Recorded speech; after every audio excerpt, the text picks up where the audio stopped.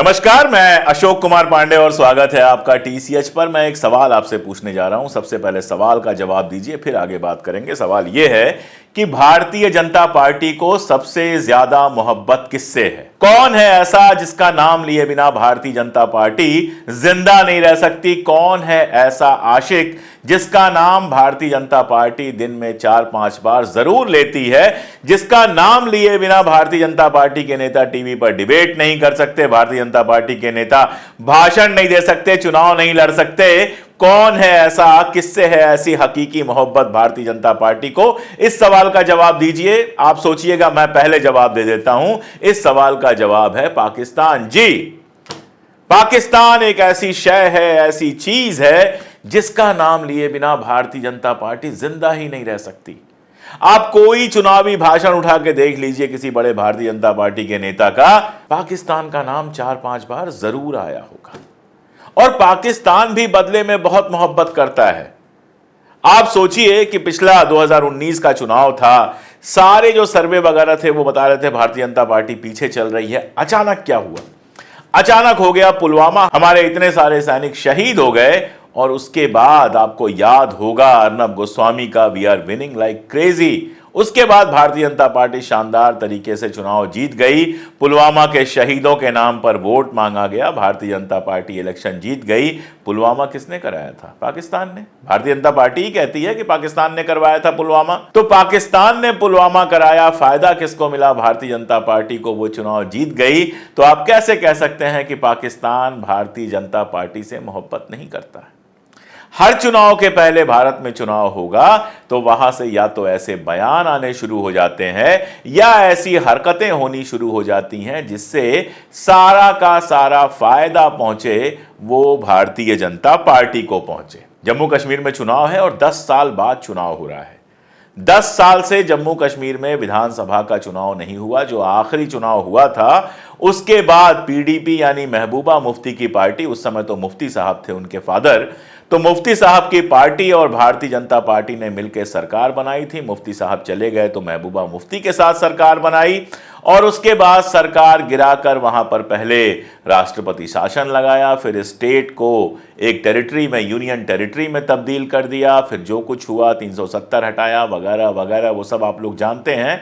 और 10 साल से वहां चुनाव टाले जा रहे थे। जब मामला सुप्रीम कोर्ट में गया तो सुप्रीम कोर्ट ने कहा कि अक्टूबर से पहले आपको चुनाव कराना है, तो मजबूरन वहां पर चुनाव कराने पड़ रहे हैं। लेकिन इन चुनावों में दांतों चने चबाने पड़ रहे हैं भारतीय जनता पार्टी को। हालत यह है कि घाटी के अंदर कहीं कोई उम्मीद नजर नहीं आ रही। आप जानते हैं लोकसभा चुनाव में भी घाटी के अंदर भारतीय जनता पार्टी ने, यानी कश्मीर वैली के अंदर बीजेपी ने कोई भी कैंडिडेट खड़ा नहीं किया था। इंतजार तो वो यही कर रहे थे कि कैसे कैसे हालात ऐसे हो जाएं कि घाटी में भी उसके कुछ लोग चुनाव जीत सकें। कई सारी पार्टियां बनाई बिगाड़ी, वहां एक अपनी पार्टी है उसको बनाया गया था। हर कश्मीरी जानता है कि अपनी पार्टी को बनाने के पीछे अल्ताफ बुखारी की जो पार्टी है उसको बनाने के पीछे किसका हाथ था, ये सबको पता है। ये सब कहानियां मैं आपको बहुत डिटेल में सुनाने नहीं जा रहा, लेकिन इतनी मेहनत, इतनी सारी उठापटक के बावजूद ये कंडीशन नहीं हो पाई कि घाटी में कोई सीट जीतने का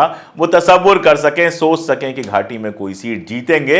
हां, जमाते इस्लामी वगैरह के बहुत सारे कैंडिडेट खड़े हैं तो उसका नुकसान एनसी या बाकी पार्टियों को उठाना पड़ सकता है। वो क्या होता है देखना होगा, और अगर वो जीतते हैं तो किसको सपोर्ट देते हैं देखना होगा। ये सब तो राज्य की राजनीति में चलता रहता है। लेकिन उनकी सारी उम्मीद है कि जो जम्मू के आसपास की सीटें हैं, जम्मू की सीटें हैं, वो मैक्सिमम जीत सकें।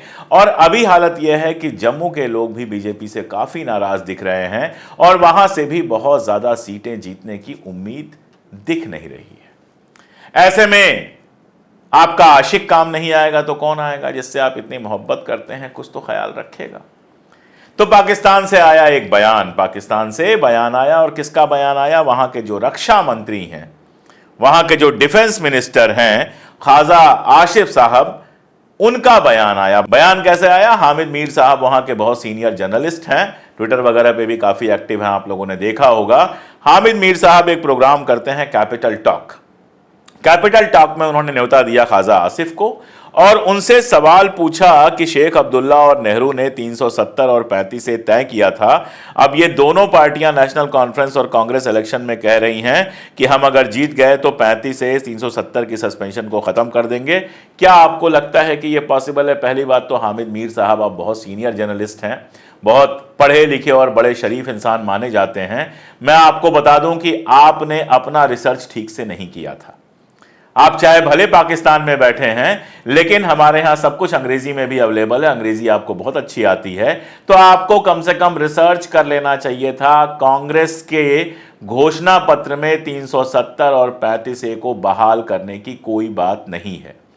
तो एक सीनियर जर्नलिस्ट के नाते अगर आप तक मेरी बात पहुंच रही है तो मैं आपसे कहना चाहूंगा कि ठीक है, आपका मुल्क बीजेपी से बहुत मोहब्बत करता है, लेकिन आप तो एक जर्नलिस्ट हैं, आप तो खुली आंख से दुनिया देखते हैं। आप अगर एक प्रोग्राम में जाते हैं और वो भी पाकिस्तान के डिफेंस मिनिस्टर से सवाल पूछते हैं, तो फिर उस सवाल के पूछने के पहले जो जरूरी रिसर्च है वो आपको कर लेना चाहिए। वो रिसर्च आपने नहीं किया होता तो आपको पता होता कि कांग्रेस के घोषणा पत्र में 370 या 35A को फिर से बहाल करने की बात नहीं है।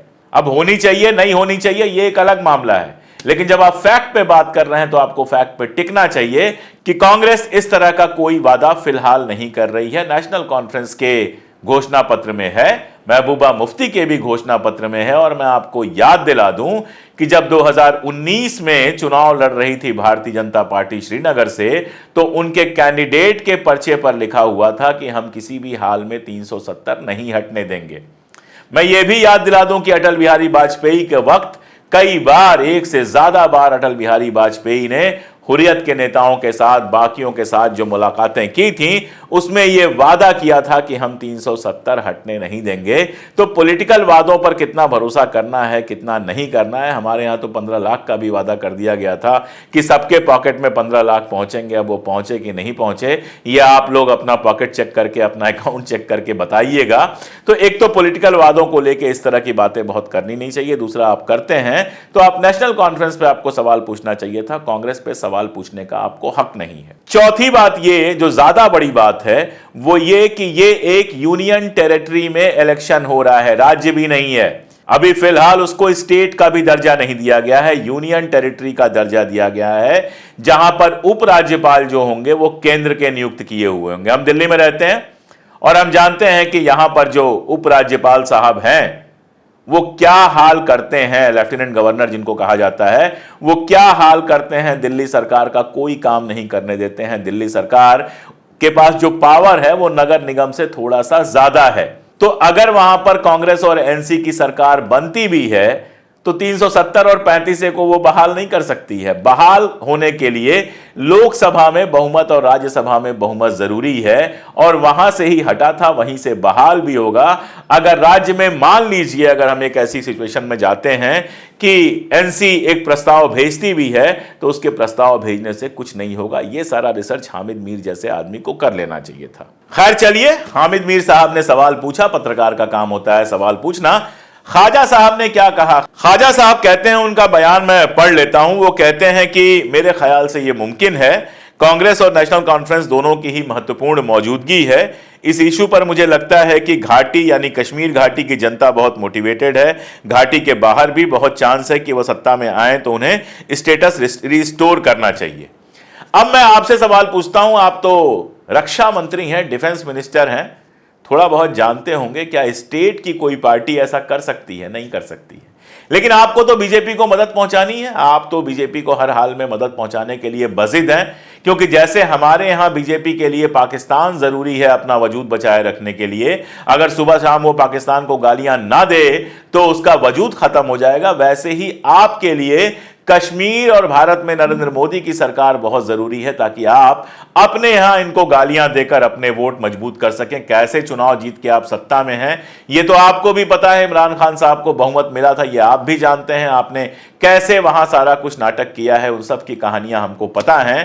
तो कितना आपका बोला पाकिस्तान के लोगों का है, उस पर तो पहले हमारा भरोसा नहीं है। आप जबरदस्ती लगभग गद्दी पे बैठे हुए हैं, इमरान खान को लेकर आपके यहां बवेला चल रहा है, और आज नहीं कल आपको कुर्सी खाली करनी पड़ेगी। एक इस बात को तो छोड़ ही दीजिए। दूसरा, हिंदुस्तान के मामलों में बोलने का आपको क्या हक है? मामला हिंदुस्तान का है, कश्मीर का है, हम आपस में मिलकर सॉल्व कर लेंगे।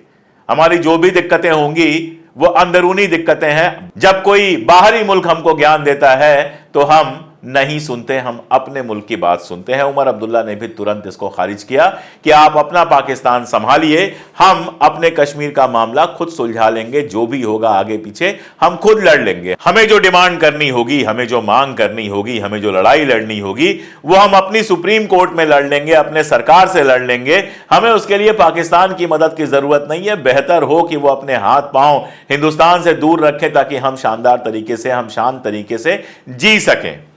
लेकिन भारतीय जनता पार्टी को तो मिल गया मौका, और भारतीय जनता पार्टी को मौका मिल जाए और गोदी मीडिया उसके पीछे पीछे ना भागे, ये तो कभी हो ही नहीं सकता है। गोदी मीडिया का जो सबसे जरूरी चैनल है, जरूरी तो नहीं मैं कहूंगा लेकिन होना ही है, सरकारी चैनल है दूरदर्शन, उसने एक डिबेट कराई इस पर। पीछे पर्दे पे लिखा पाकिस्तान का हाथ राहुल के साथ, और उसके बाद चूंकि कांग्रेस का कोई प्रवक्ता नहीं गया था तो एक कुर्सी पर राहुल गांधी और मल्लिकार्जुन खड़गे की फोटो लगा दी।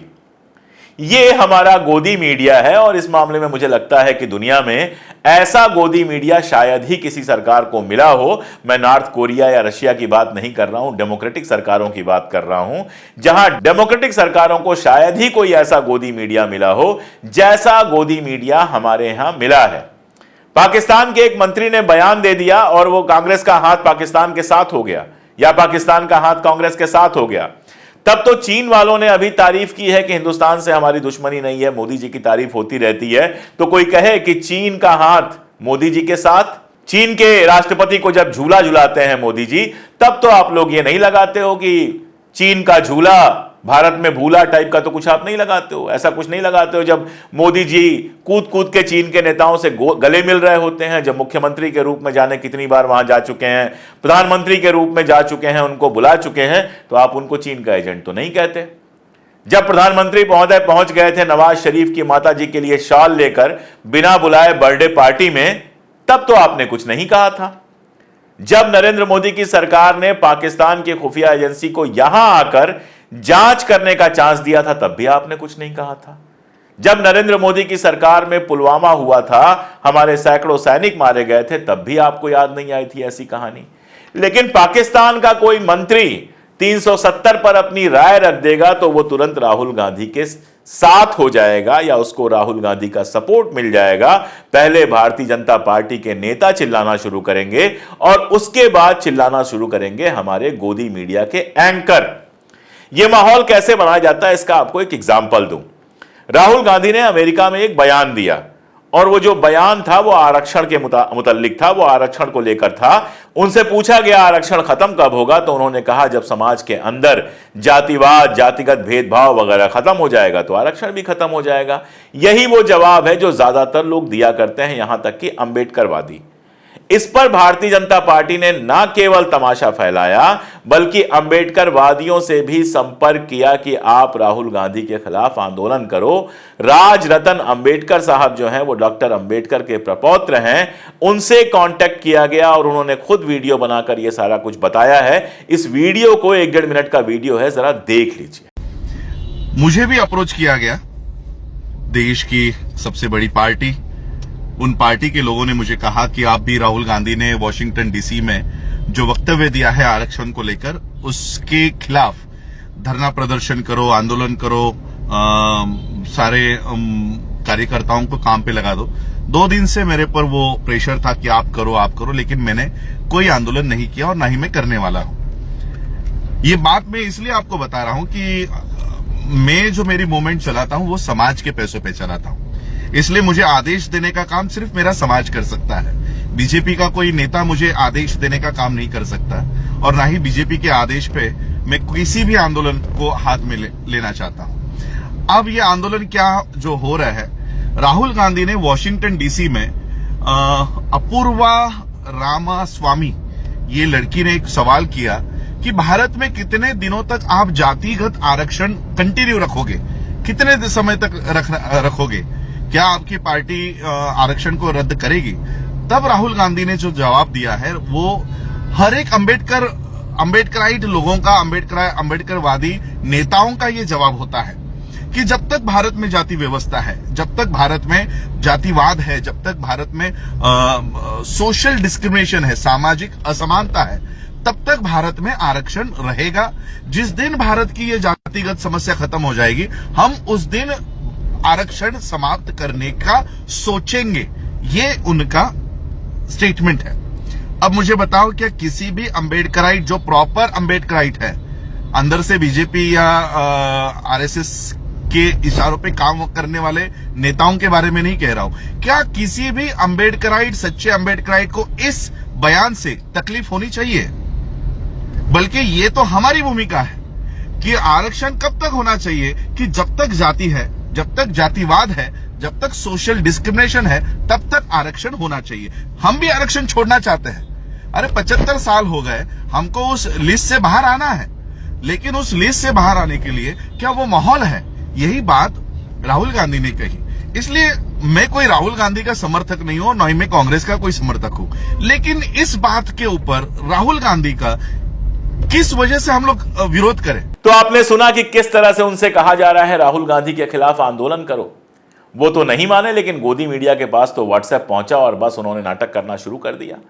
अरे पाकिस्तान पाकिस्तान पाकिस्तान इतना आप करते हैं, आप चुनाव के पहले कहते हैं हम पीओके को मिला लेंगे अपने अंदर। मिला लो ना भाई, किसने रोका है?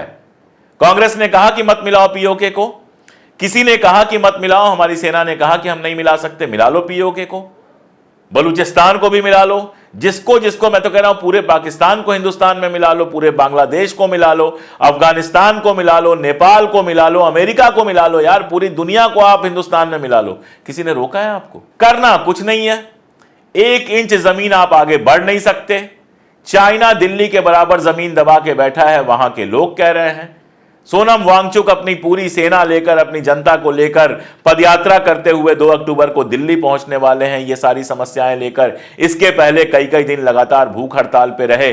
आप सुनोगे नहीं, देशभक्ति देशभक्ति चिल्लाओगे, लेकिन सेना के लोग जो हैं वो परेशान होते रहेंगे, उनकी कोई प्रॉब्लम सॉल्व नहीं करोगे। कल की बात है, उड़ीसा आपका ही राज्य अब है, आपका शासन प्रशासन है, वहां पर डबल इंजन का शासन है। वहां एक महिला जो खुद लायर है, जिनके फियांसी यानी होने वाले पति जो हैं वो आर्मी में है, जिनके फादर आर्मी में हैं, कल पुलिस थाने के अंदर उनके साथ जो कुछ हुआ है वो अपनी जबान से कहना भी शर्मनाक लगता है। वो हमारे जैसे लोग कह भी नहीं पाएंगे। इस पर तो कुछ बोलोगे नहीं, ओआरओपी पे कुछ आप बोलोगे नहीं। आपने कहना है कि ओआरओपी दे दिया गया, सैनिकों का कहना है कि धोखा हुआ। तो जो करना है वो करोगे नहीं, पाकिस्तान पाकिस्तान पाकिस्तान चिल्लाते रहोगे। मुझे इससे कोई दिक्कत नहीं है। मैं तो सिर्फ इतना सोचता हूं कि आखिर इस देश की जनता पाकिस्तान और भाजपा के बीच जो ये मोहब्बत है वो कब पहचानेगी और कब ये समझेगी कि ये सारा का सारा नाटक इसलिए है कि एक पुल टूट जाए, 9,000 करोड़ या पता नहीं कितने हजार करोड़ रुपए से बना हुआ पुल टूट जाए और उसके बाद कहा जाए कि चूहे इसको खा गए, और आप ये पाकिस्तान धर्म मुसलमान में इतने बिजी रहें कि आपको इससे कोई फर्क ही ना पड़े। अब जब तक ये हालात हैं, हमारे जैसे लोगों को बार बार आना पड़ेगा, बार बार बोलना पड़ेगा। हमारा काम है, हम बोलते रहेंगे। अगर आपको लगे कि इस बोलने की जरूरत है तो हमारे वीडियोस दूर तक पहुंचाने की कोशिश कीजिए। अगर आप हमारी मदद करना चाहते हैं तो डिस्क्रिप्शन में और पिन कमेंट में सारे तरीके हैं मदद करने के। बहुत सीधी सी बात है, आप हमारा साथ देंगे, आप हमारे साथ रहेंगे तो हम लगातार सच बोलने की हिम्मत पाते रहेंगे। आज के लिए इतना ही, बहुत शुक्रिया।